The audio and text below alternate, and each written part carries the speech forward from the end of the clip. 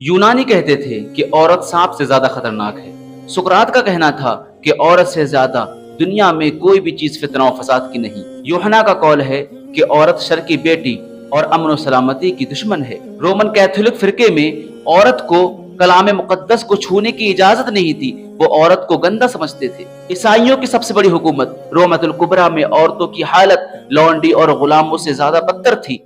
उनसे जानवरों की तरह काम लिया जाता था। दौरे जाहिलियत में औरतों को बेचा जाता था, औरतों की बोलियां लगाई जाती थी।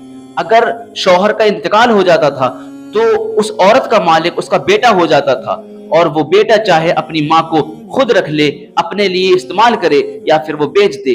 ये दौर था। दौरे जाहिलियत में जब लड़कियां पैदा होती थी तो उनको जिंदा दरगोर कर दिया जाता था, उनको दफन कर दिया जाता था।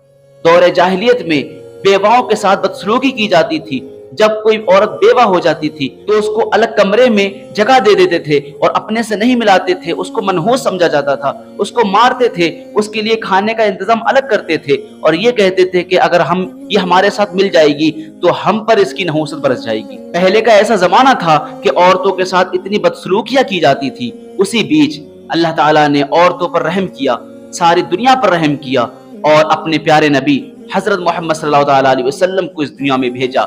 लेकिन जब हमारे नबी हजरत मोहम्मद सल्लल्लाहु अलैहि वसल्लम इस दुनिया में आए तो आपने औरतों को वो मकाम दिया जिस मकाम की वो हकदार थी, और ऐसा मकाम दिया कि किसी मजहब में वो मकाम औरत को हासिल नहीं है जो मजहब इस्लाम में हासिल है।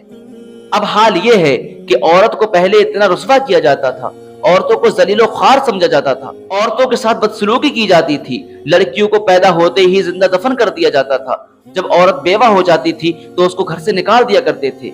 लेकिन अब क्या हो रहा है?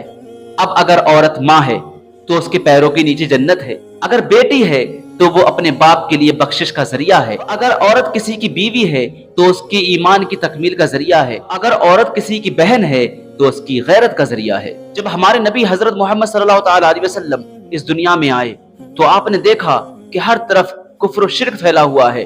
दौरे जाहिलियत में लोग जी रहे हैं, लोग अपनी जिंदा बेटियों को दफन कर दे रहे हैं। तो आपने उनसे फरमाया कि अपनी बेटियों को जिंदा दफन ना करो, अपनी बेटियों को मत मारो, बल्कि अपनी बेटियों को पालो, उनको जवान करके उनकी शादी करो।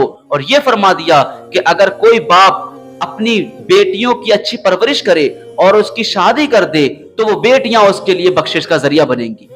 अगर उसकी बेटी नहीं है, अगर पड़ोस में किसी की बेटी है, अगर वो उनकी शादी करवा रहा है तब भी उसको वही मकाम मिलेगा जो अपनी बेटी की शादी करने में मिलता। और जब बेवाओं को विधवाओं को गलत समझा जाता था, उनको मनहूस जाना जाता था, उनके शौहर के इंतकाल के बाद उनको अलग कोठरी में बंद कर दिया जाता था, उनको अपने से दूर रखते थे। लेकिन जब मोहम्मद सल्लल्लाहु अलैहि वसल्लम आए तो उन्होंने ये पैगाम दिया कि विधवाओं को बेवाओं को गलत ना समझो, बल्कि हजरत खदीजतुल कुबरा जो कि 2 से बेवा थी उनसे निकाह करके ये फरमा दिया कि बेवाओं की इज्जत करो, अगर बेवा है कोई औरत तो उसको सहारा दो। इस्लाम ये सिखाता है, हमारे नबी ने हमको ये तालीमात दी।